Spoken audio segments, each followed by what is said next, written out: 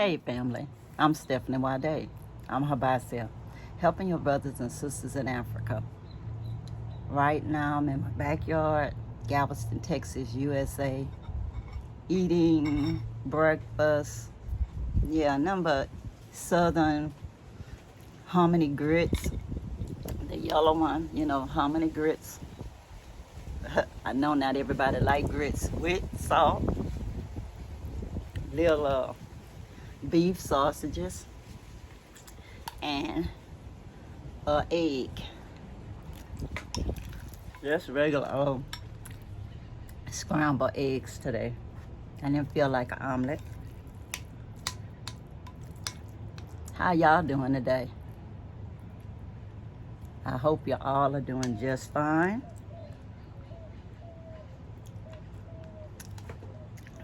What y'all been doing?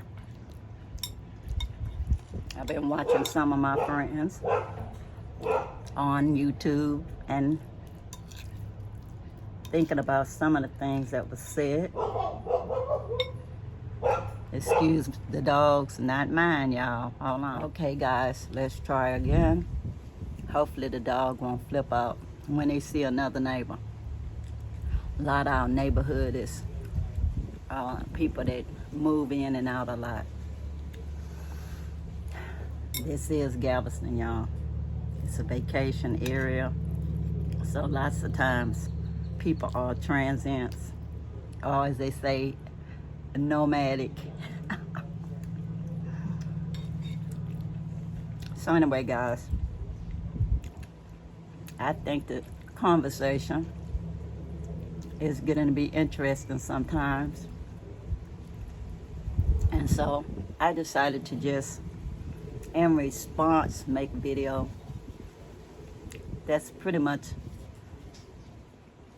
after watching more than one video. It's not in response to a specific video, but I just wanted to tell you, if you haven't gone to the Motherland and you have this Wakanda fantasy family inside of your head that's waiting to teach you how to build family,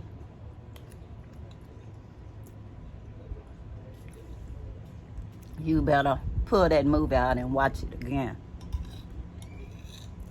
Curtis Mayfield was absolutely right when he said people are the same everywhere.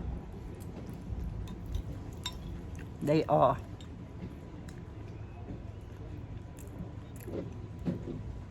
Yes, there are some families in the Motherland that you can emulate, just as well as there are some in all countries that you can emulate. I remember Brother and Sister Benjamin at St. Mary's Church in Houston, Texas. Shout out to y'all. I doubt if y'all watch this, but who knows? Maybe your children or grandchildren, your adult children or grandchildren. But anyway, I used to go to Wednesday night Bible study at St. Mary's, right? Catholic church. Number one, at first I didn't even know Catholics even studied the Bible at all. But once I found out they did, I gave them a try, and they were a nice, wonderful family. They actually had a lot of kids, a lot of children. They sent them all to Catholic school because they were Catholic. And they knew that a Catholic church would teach them the Catholic values that they believed in. Some of the people that attended the Bible study weren't Catholics, but they had been at one point in their life. But yet and still, they were very nice people. Children well behaved. I even went back to college for a while and saw their older daughter going to TSU too. So anyway, nice mother, father, big family. Sorry, y'all. Hopefully I can continue. I know that the father started off with a dump truck. Sorry, y'all. Maybe this time's the charm. Anyway, guys, to make a long story short about my family that I really did admire in Houston, they seem to have a nice, well-run family with the mother and the father respecting each other and the children being very good also. Copying the parents' behavior down to the singing off key. Yeah, it was just so cute, the little girl. But anyway, guys, it's even now a couple people in my family that had families that I thought was interesting. Big too. So seemed to me like the secret is having a big family, you're forced to have it organized. Even though it may not be so interactive with the outside family because we didn't actually see them all that much. But to broad appearances, they turned out okay, pretty much.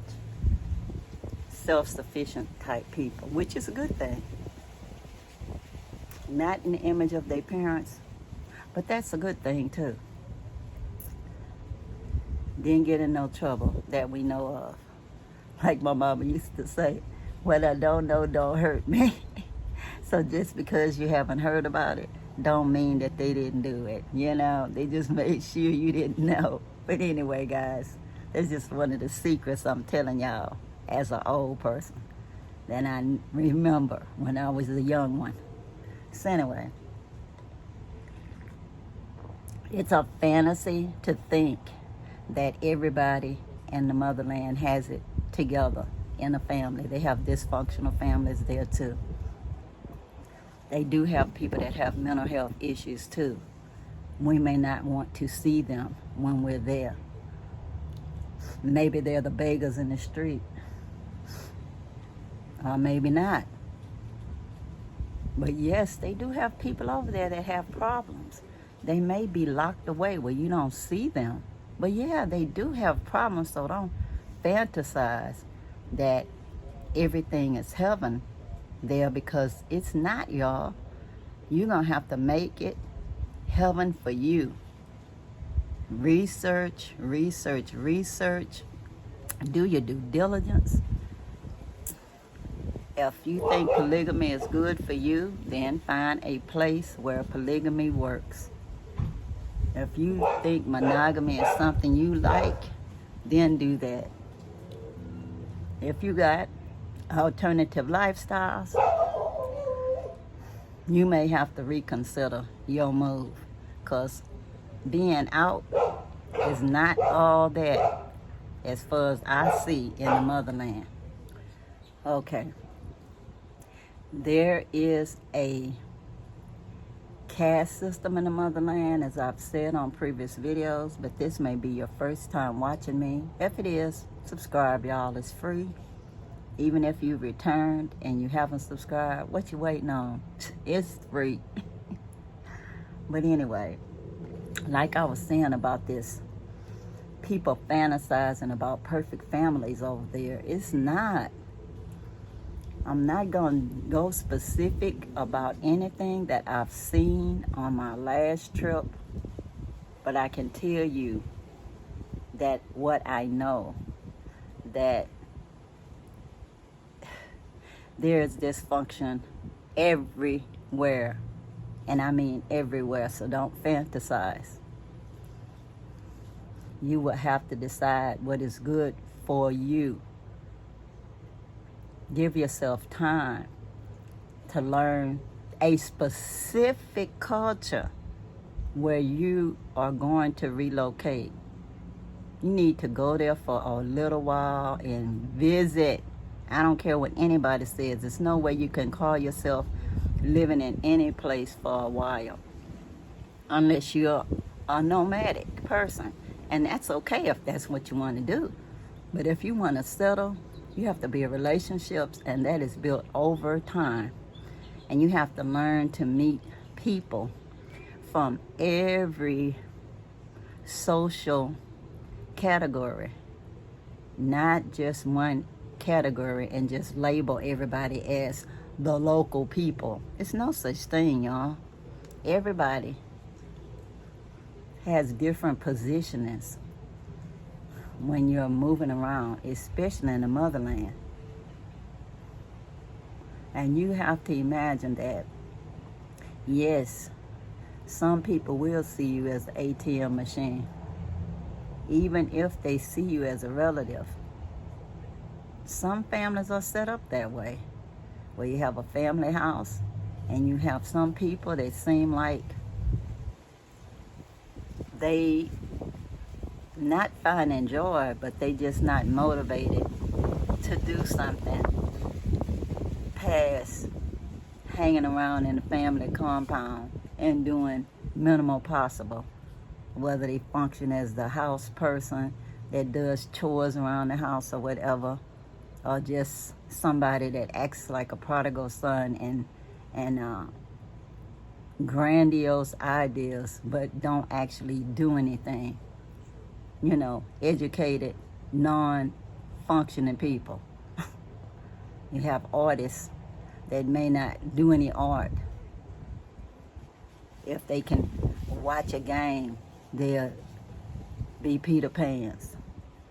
It's all kind of functions that's going on, all kind of different family dynamics.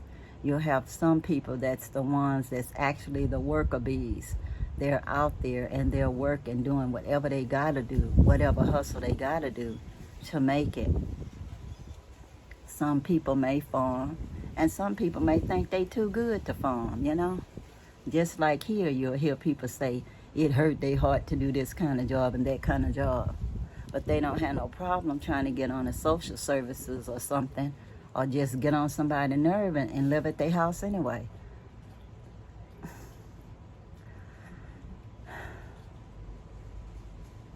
People are the same everywhere. I love being in the motherland because I like the paradigm shift. Here I am in a family compound. There I'm not. I'm solo. I have voluntary family and friends who function on a different level than somebody who's around you all the time. The difference of prodigal son and not. So I prefer not to be having the prodigal son around me all the time. But anyway, it's nice to be able to just sit down and watch the stars and do something and know that it's the same when you come back. It's just nice having peace. I don't understand the emptiness syndrome thing. I mean, I never get that. I love it when I'm by myself in the motherland. When I want to interact with people, I can go to Motu or have my friends come and we'll go somewhere together. You know, or talk to somebody on the phone. I think during retirement, that's a whole different level than somebody who has to figure out how to function and make a living, you know. All I can say is thank God I had the stick-to-itiveness to get a field that was marketable. I actually liked labor and delivery though. Not all the time though, I'm not gonna lie about that. But I stuck with it long enough to retire. Hallelujah. But guys, that's all I really wanted to say today. Please, please, please don't fantasize about a perfect family just because you're in the motherland and think somebody's gonna teach you that. Understand that you do go wherever you are, taking your culture with you, and that there is no such thing as an African culture or an African language. They have many cultures in Africa. They have many ethnic groups. They have many languages, many dialects, many slang terms, and all of that depend on where you are. It's taken the people on the continent their whole lifetime to be who they are. And they have to have patience with us to learn. Everybody's learning style is different. And that's also something that they also have to learn, whether it's their country or not. It really doesn't matter. Everybody's learning style is different. What took somebody their whole life to learn, and they just think languages are so easy, pop, pop, pop, it's not true. If you've been learning languages since you were a child, of course, one language builds upon another language. So, of course, things come to you easier. But somebody who's only known one language all their life and they're getting older, no, it is not easy. And for somebody to assume that makes no sense. It doesn't matter who you are. You have to accept people where they are and build relationship where they are. Nobody's perfect. And nobody owes nobody nothing. Get it? Nobody owes nobody nothing. If I felt like I had to do something in the motherland, guess what? I'd stay here. I had enough problems already here. I'm not going anywhere to save anybody. I'll be there to encourage people to self-sufficiency. That's it. I don't owe nobody nothing. I didn't voluntarily immigrate to the United States, and neither did any of my relatives. They was taken here as prisoners of war, and that's it. So when I'm going back home, I don't have to pay homage to anybody. I actually help people because I like helping people, no matter where I am. But the first person I have to help when I get anywhere is me. I have to make sure that my land is clear.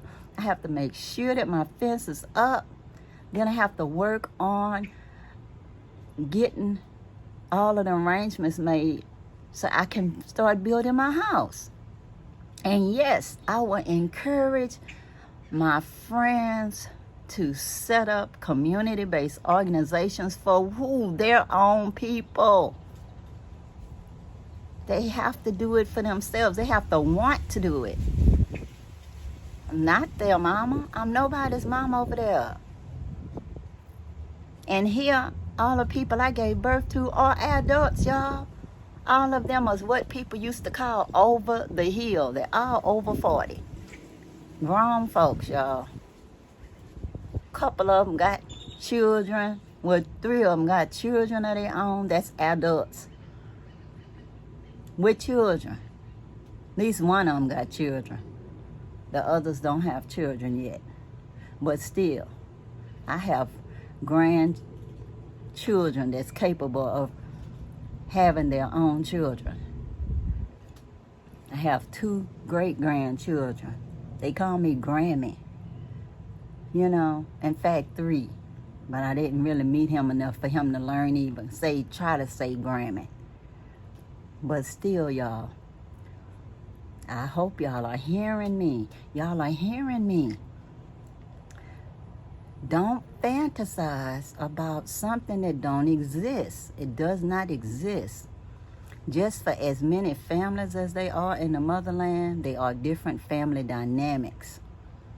Just because people will show you their game face in public does not mean what's going on inside of that family. You would have to become part of the family unit to know what's happening. You'd have to know the language to know what's happening. And not the tourist language that some teacher is teaching you. No, something that you have learned when you're very, very, very literate in that language, and that would take years and years of living amongst a people, not visiting or coming for 3, 4, 5, 6 months, flying back to where you came from and coming back. And that idea of running a business long distance is not a good idea. I'm not saying it can't be done, but a lot of times from people that I know, they was building a business for somebody else, because time they left, that business got embezzled from the inside out. People chop, as they say, they chop your money. They chop your money off. So you best to stay around when you're building that business, at least to the business is successful, you know? And that's usually within about 5 years, really, to say that it's really successful, that the system is working, that the systems are in place, whether it's your security systems with your backup generators and cameras that work all the time, and you be able to have somebody that's actually can't be bought, you know, to say that the camera's not working when they taking your money or ringing up stuff in their head and not in the machine. And the reason why I know that, because it happened to us just in Chicago, you know, not being there every minute, just go and pick up my kids from school.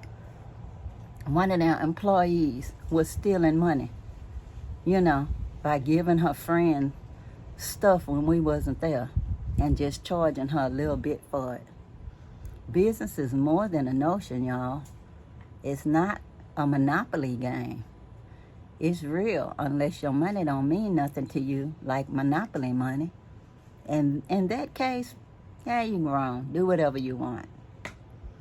But I'm just giving you advice. If you're going to start a business, stay there to finish the race.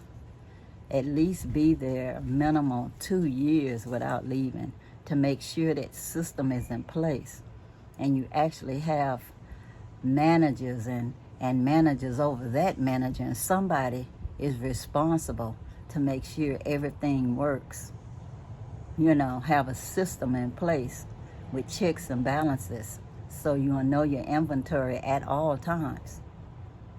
And anyway, I'm not going to tell you how to run your business. You need to do your homework and learn how a business works properly too.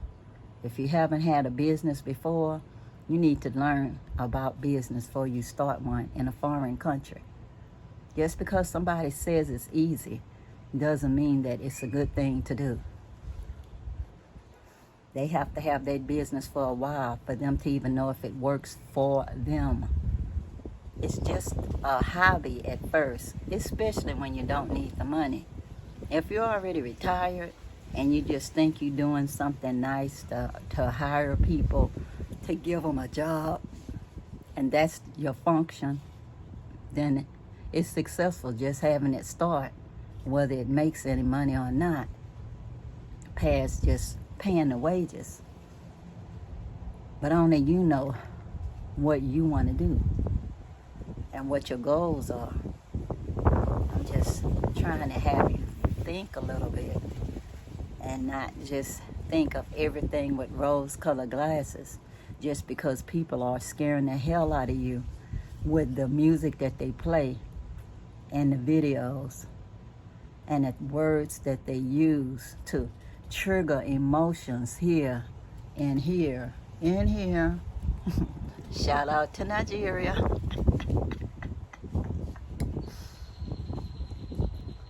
Take a breath, y'all. It's gonna be all right, but take your time. Nobody's going nowhere. The motherland ain't going nowhere. It was always there. It's gonna be there. Take your time and bring some money when you go.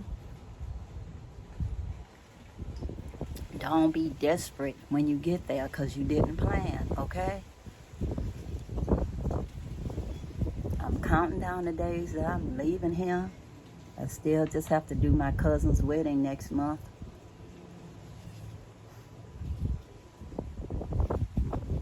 That's a nice start.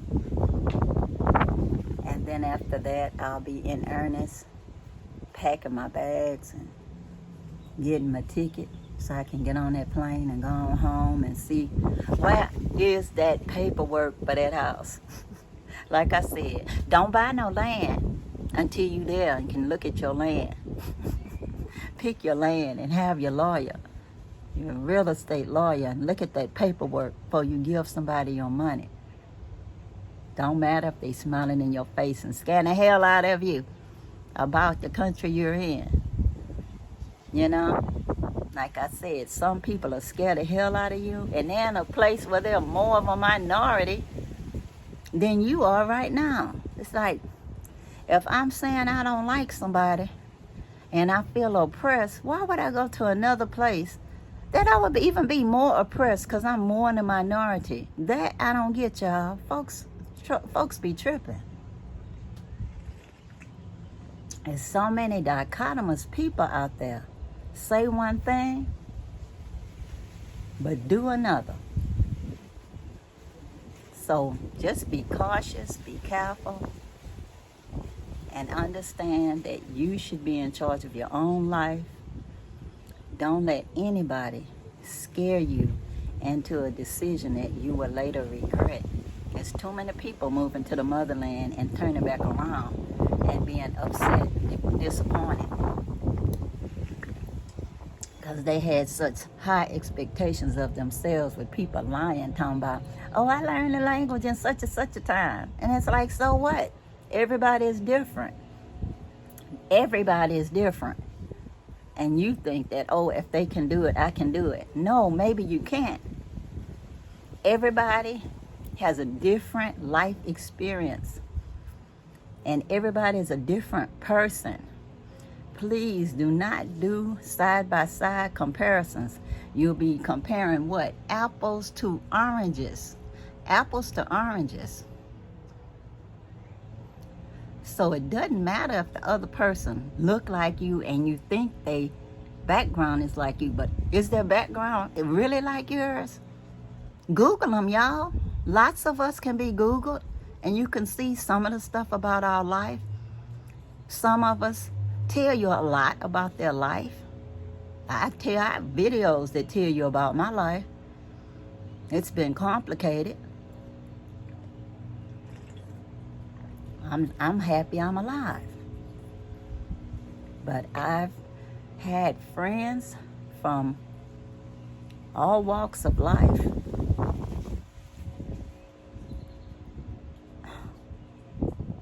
I went to Catholic school.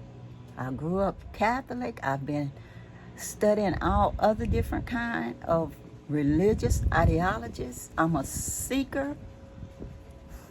I don't proselytize anybody. I don't judge anybody for what they choose to practice. That's their thing. But I certainly do know that I have friends and family on the continent. I have friends and family here. I have close friends from the Caribbean. Close friends that's African American like me, yeah. And I'm not gonna say, no, I'm not. Yes, I am. My relatives have been here for 400 plus years. Yes, I am. And I have so many different ethnicities mixed inside of me. And that could only happen from my particular family right here. I don't have any fantasy imagination of one particular group, whether it was picked for me by African ancestry or not. I choose to use the Ancestry.com results, the 23andMe results, and no, I'm not reimbursed by them. But I can use that raw data and pull up all different kind of tribal groups to see that what are forced mixed right here in this country, you know, and maybe a little bit in Haiti. But anyway, guys, I love the Gambia because the Gambia reminds me of Galveston, like it was when I was growing up and it was segregated. And that's pretty much it, y'all. And I can have my own place and maintain here without making any decision for a year. That's what I like about that. It's reasonable. I can't afford Ghana like that. Even though I like Ghana, I do. I like Nigeria, but I can't afford to live there, y'all. And to tell the truth, it would be just like living here. Family house, no different. No different. Viva la difference. So anyway, guys, until next time, peace, peace, power to the people. And if this has been any help to you guys, or have made you smile a little bit, like, comment, share down below. Remember, I agape love all of y'all and appreciate all of y'all. Bye.